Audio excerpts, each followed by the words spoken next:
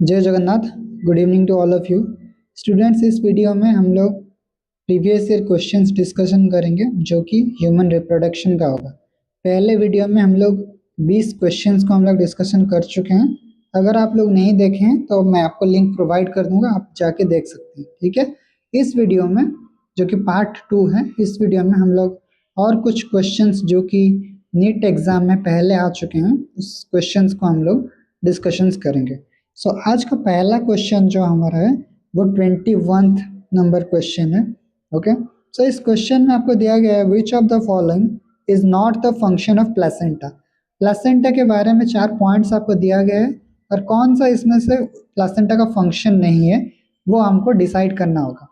पहला ऑप्शन दिया गया है facilitates the removal of carbon dioxide and waste material from the embryo. Yes, जो प्लासेंटा होता है वो कार्बन डाइऑक्साइड और वेस्ट मटेरियल को क्या करता है, रिमूव करने में हेल्प करता है। ओके, एंड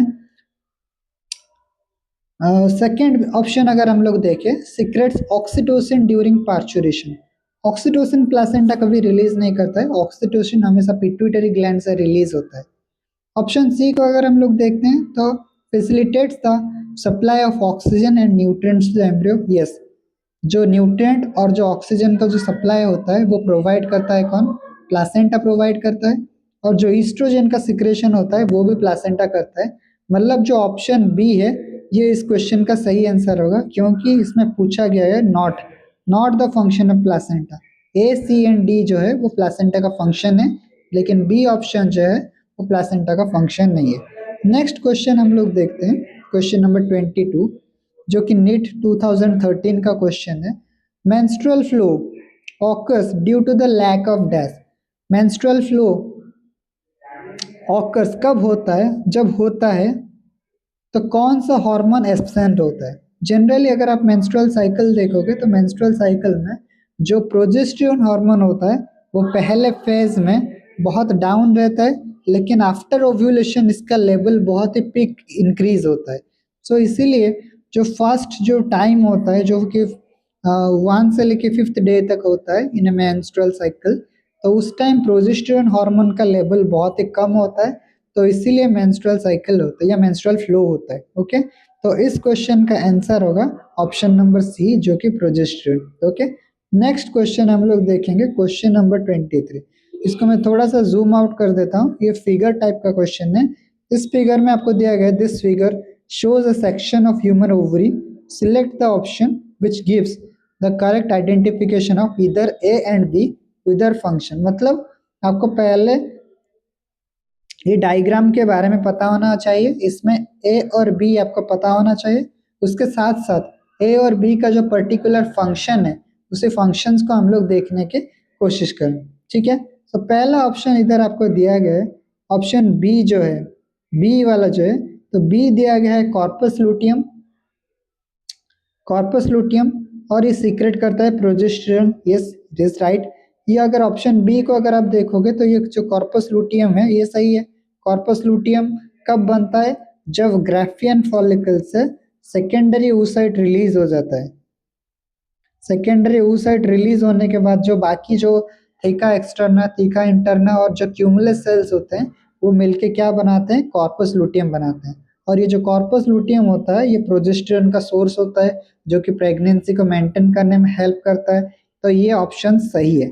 ऑप्शन बी को अगर हम लोग देखते हैं, ऑप्शन बी, ऑप्शन बी में आपको ये दिया गया है जो ए जो है वो टर्शियरी फॉलिकल, ए कभी भी टर्शियरी फॉलिकल नहीं होता है, तो ये पहले से ही गलत हो गया। ओके, नेक्स्ट अगर हम लोग देखते हैं ऑप्शन सी में दिया गया जो बी है वो कॉर्पस लूटियम है, ये तो सही है, लेकिन कॉर्पस लूटियम कभी भी ईस्ट्रोजन सिक्रेशन नहीं करता है, तो इस कारण से सी भी नहीं होगा। ऑप्शन डी को अगर हम लोग देखते हैं तो ऑप्शन डी दिया गया है primary oocyte। Option D primary oocyte नहीं, वो प्राइमरी फॉलिकल होता है, तो ये भी गलत है। मतलब इस क्वेश्चन का आंसर होगा option number A. Okay, next question देखते हैं। और ये जो क्वेश्चन था ये कर्नाटका नीट 2013 का क्वेश्चन है। ठीक है, नेक्स्ट क्वेश्चन हम लोग देखेंगे, क्वेश्चन नंबर 24 देखेंगे अभी हम लोग। ओके, 24 नंबर क्वेश्चन हम लोग देखने की कोशिश करते हैं। तो ये जो क्वेश्चन है ये भी कर्नाटका नीट 2013 का क्वेश्चन है। इस क्वेश्चन में आपको ये दिया गया है, in our society womens are blamed, in our society womens are blamed for producing female children, choose the correct answer for the sex determination of humans. हमेशा आपको यह याद रखना पड़ेगा, इन ह्यूमंस मेल होगा या फीमेल होगा, यह हमेशा डिपेंड करता है स्पर्म्स के ऊपर। ओके, स्पर्म्स के ऊपर डिपेंड करता है या फिर फादर के ऊपर डिपेंड करता है। तो पहला ऑप्शन देखेंगे, due to the defect of aspermia in man, नहीं ये नहीं हो सकता है। Due to the genetic makeup of particular sperm which fertilise the egg, ये सही आंसर है। क्योंकि अगर मान लो जैसे जैसे मान लो फीमेल में दो एक्स होते हैं और दोनों जो गैमेट्स बनते हैं वो एक्स गैमेट बनते हैं और इधर भी एक्स गैमेट बनते हैं, लेकिन मेल के पास एक एक्स होता है और एक वाई होता है। ये दोनों अगर मिल जाते हैं तब क्या बनता है, एक्स एक्स, जो कि फीमेल बनता है। और इस कंडीशन में अगर हम लोग देखें तो इधर एक्स वाई बनता है जो कि मेल बनता है। तो मतलब ये जो एक्स और वाई दोनों के ऊपर डिपेंड करता है जाइगोट का नेचर क्या होगा, और एक्स और वाई दोनों गैमेट्स कहाँ से मिलते हैं, स्पर्म से मिलते हैं। सो जो ऑफस्प्रिंग होता है, ये मेल होता है या फीमेल होता है, ये जेनेटिक मेकअप करता है किसका, स्पर्म के ऊपर। ओके, और स्पर्म की जेनेटिक मेकअप के ऊपर डिपेंड करता है। तो ऑप्शन बी जो है इस क्वेश्चन का सही आंसर है। ऑप्शन ए तो पहले ही नहीं होगा। Due to the genetic makeup of egg, egg से नहीं होता है, और सम डिफेक्ट ऑफ वुमन, ऐसा भी कुछ नहीं होता है। तो इस क्वेश्चन का राइट आंसर होगा option number B. Okay, next question देखेंगे, क्वेश्चन नंबर 25। क्वेश्चन नंबर 25 अगर हम लोग देखते हैं तो ये भी नीट 2013 का क्वेश्चन है। इस क्वेश्चन में दिया गया था फीटल इजेक्शन रिफ्लेक्स। जो ये फीटल इजेक्शन रिफ्लेक्स हमको कहाँ देखने के लिए मिलता है, पार्चुरेशन में देखने के लिए मिलता है, पार्चुरेशन में, जहाँ डिलीवरी होता है ऑफ एन ऑफस्प्रिंग। तो ये जो पार्चुरेशन में फीटल इजेक्शन रिफ्लेक्स होता है, इसके रिगार्डिंग ये क्वेश्चन है। Foetal ejection reflex in humans triggers the release of dash. जब भी फीटल इजेक्शन रिफ्लेक्स होता है तो वो क्या करता है, ऑक्सीटोसिन को रिलीज करता है। और जो ये जो ऑक्सीटोसिन रिलीज होता है ये हमेशा मैटरनल पिट्यूटरी ग्लैंड से रिलीज होता है। पिट्यूटरी ग्लैंड का जो दो लोब होते हैं, एक होता है एंटेरियर लोब और एक होता है पोस्टीरियर लोब। तो ये जो पोस्टीरियर लोब से क्या होता है, ऑक्सीटोसिन हार्मोन सिक्रेशन होता है from the maternal pituitary gland. Foetal pituitary gland से नहीं होता है, HCG नहीं होता है, HPL भी नहीं होता है। हमेशा याद रखना, जब भी फीटल इजेक्शन रिफ्लेक्स होता है तो ऑक्सीटोसिन हार्मोन जो होता है वो मैटरनल पिट्यूटरी ग्लैंड से रिलीज होता है। ओके, नेक्स्ट क्वेश्चन हम लोग देखेंगे जो कि क्वेश्चन नंबर 26। इस क्वेश्चन में आपको ये दिया गया है, which of the following statement is false in respect to the viability of mammalian sperm. मतलब मैमेलियन स्पर्म के जिंदा रहने के बारे में कुछ पॉइंट्स दिया गया है और उसी पॉइंट्स को हम लोग डिस्कशंस करने की कोशिश करेंगे। 26 अगर हम लोग देखेंगे तो पहला ऑप्शन दिया है कि sperm is viable for only 24 hour. नहीं, 24 आवर के कभी भी वायबल नहीं होता है। Survival of the sperm depend upon the pH of the medium and is more active in alkaline medium. Yes, ये सही है। जो अगर आप स्पर्म्स को देखते हैं तो स्पर्म जो होता है, स्पर्म का मीडियम बेसिकली अल्कालाइन होता है। अल्कालाइन क्यों होता है, क्योंकि HCO3 सिक्रेशन करता है कौन, प्रोस्टेट ग्लैंड सिक्रेशन करता है। इसीलिए जो स्पर्म का जो नेचर होता है वो अल्कालाइन होता है to reduce the acidity of the female reproductive tract. ये सही है। Viability of the sperm depend by its motility. Yes, अगर स्पर्म ठीक से मोटिलिटी नहीं कर पाएगा तो फीमेल रिप्रोडक्टिव ट्रैक्ट में ही मर जाएगा। तो जो स्पर्म का जिंदा रहना है वो डिपेंड करता है it's motility. Sperm must be concentrated in the thick suspension.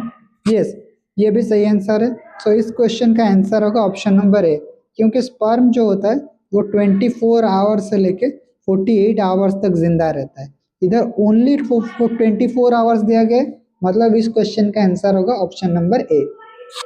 Okay, next question देखेंगे जो कि क्वेश्चन नंबर 27 नंबर क्वेश्चन को हम लोग देखने की कोशिश करते हैं। ओके, क्वेश्चन नंबर 27 जो कि नीट 2012 का एक क्वेश्चन है। तो इस क्वेश्चन को हम लोग देखने की कोशिश करते हैं। 2012 का क्वेश्चन है। Signal for the parturition originates from this. जब कोई भी फिटस का डिलीवरी होता है तो उस टाइम जो सिग्नल होता है वो कहाँ से मिलता है? तो सिग्नल जो हमेशा याद रखना, सिग्नल प्लासेंटा और फुल्ली फिटस डेवलप्ड फिटस ये दोनों मिलके क्या करते हैं, एक सिग्नल देते हैं जो कि पार्चुरेशन के लिए काम करता है। प्लासेंटा और fully developed foetus. Oxytocin from maternal pituitary is not only the source. Placenta only नहीं होगा, फुल्ली डेवलप्ड फीटस नहीं होगा, हमेशा ये याद रखना। प्लासेंटा और जो फुल्ली डेवलप्ड फीटस होते हैं वो दोनों मिलके ही एक सिग्नल देते हैं जो कि पार्चुरेशन में हेल्प करता है। तो 27 का आंसर होगा option number A. Okay, next हम लोग देखेंगे क्वेश्चन नंबर 28। अगर हम लोग 28 नंबर क्वेश्चन का देखते हैं तो ये 2012 का क्वेश्चन है।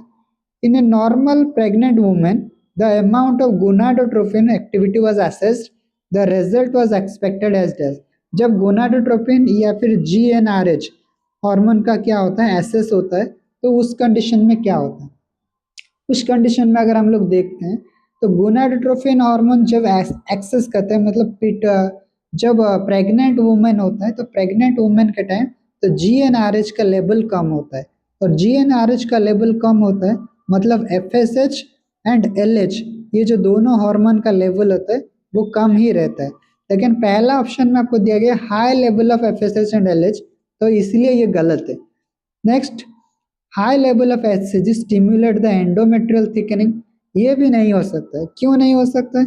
क्योंकि अगर आप देखोगे जो HCG होता है, ये HCG किसको एक्टिवेट करता है? कॉर्पस लुटियम को एक्टिवेट करता है, और कॉर्पस लुटियम से दोनों हार्मोन बनते हैं, एक बनता है प्रोजेस्टेरोन और दूसरा बनता है oestrogen.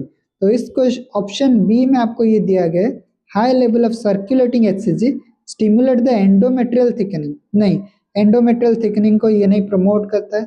Okay, option number C को अगर हम लोग देखते हैं तो हाई लेवल ऑफ FSH, मैंने पहले ही बता दिया high level of FSH and LH नहीं होगा क्योंकि GnRH का लेवल कम होगा ड्यूरिंग द प्रेगनेंसी। ओके, और ऑप्शन डी को अगर हम लोग देखें high level of HCG stimulate the oestrogen and progesterone, ये सही है। सो इस क्वेश्चन का ऑप्शन नंबर डी होगा सही आंसर। ओके, नेक्स्ट क्वेश्चन हम लोग देखेंगे question number 29। The Leydig cells are found in the human body are the secretory source of androgen. ये डायरेक्ट क्वेश्चन है। लीडिंग सेल हमेशा क्या, कौन सा हार्मोन, कौन सी हार्मोन्स ग्रुप्स को सिक्रेशन करता है? एंड्रोजन। और एंड्रोजेंस में भी स्पेसिफिक जो हार्मोन रहता है उसको हम लोग कहते हैं टेस्टोस्टेरोन।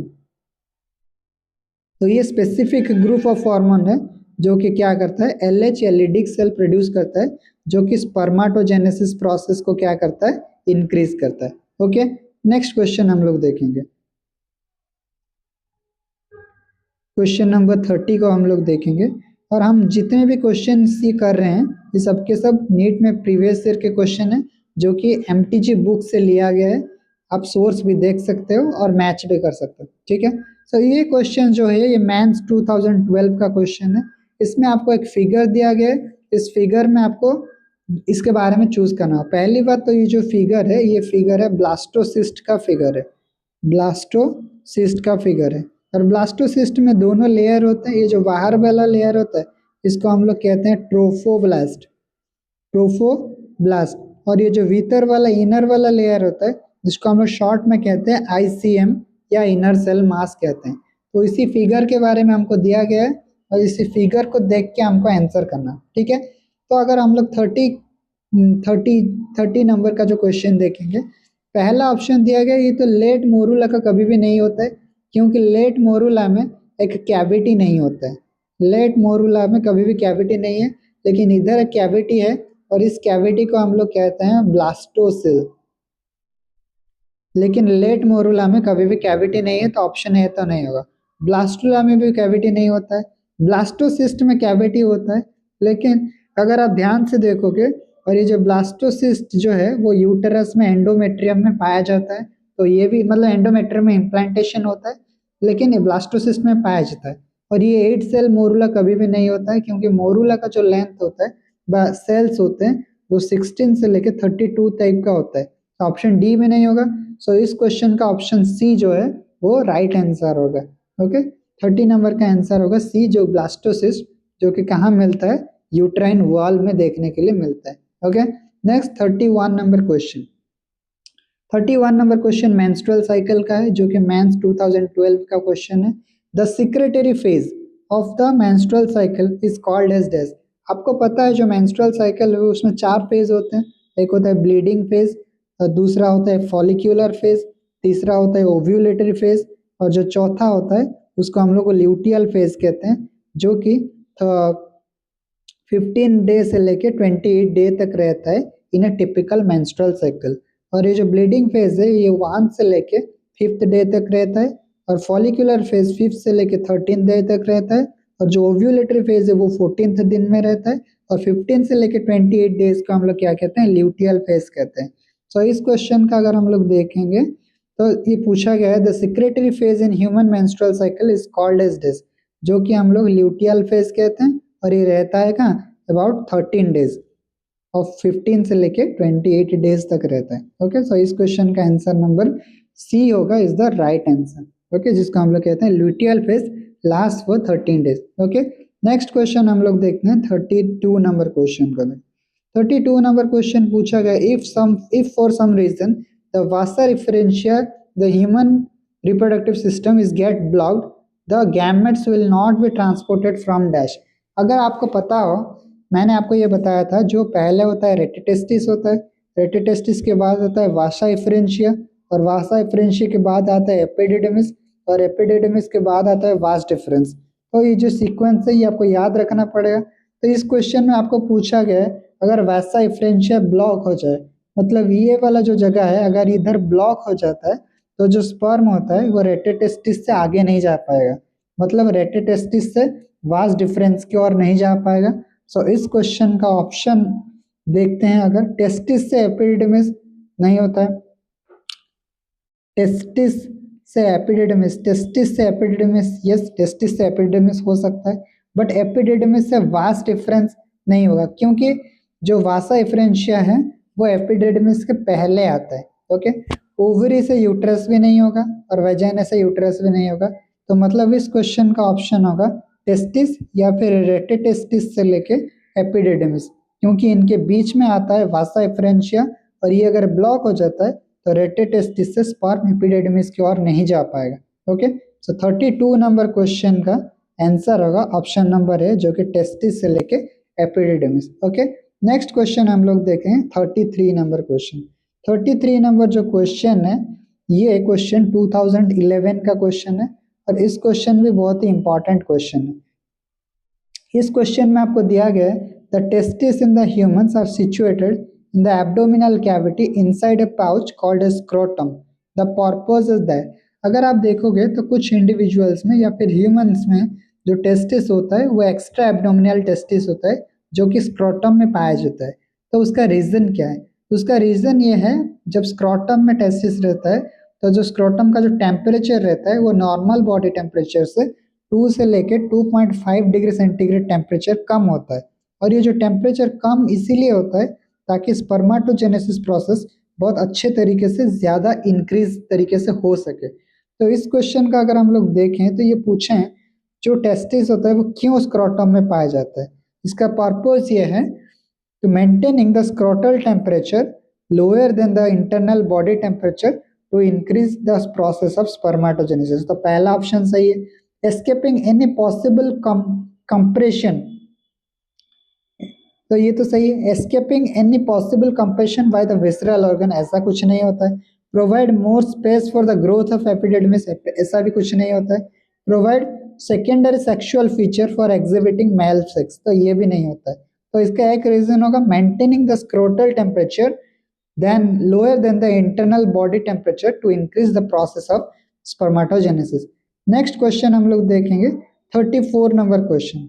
34 नंबर क्वेश्चन में आपको क्या दिया गया, कुछ फिगर दिया गया, और फिगर में आपको 6